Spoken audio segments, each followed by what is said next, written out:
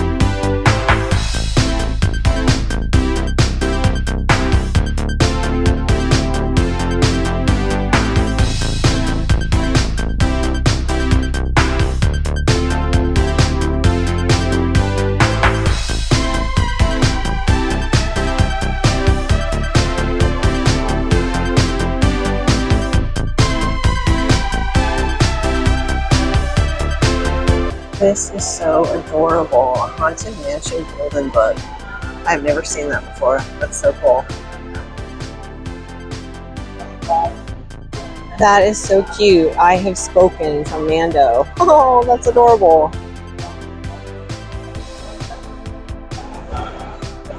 I've been here shopping for a while. I've got my eye on this Thor pin right here. That's a possibility, but I still have a few more books to look through. Well, walking out of the show with several bags in hand. Did not plan on buying what we did buy, but we've got some great stuff to share later when we get home.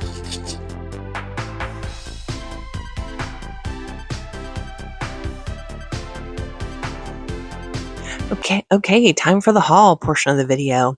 The first item I got was this Thor figurine, very reasonably priced. It's from the third movie, Thor, Love, and Thunder.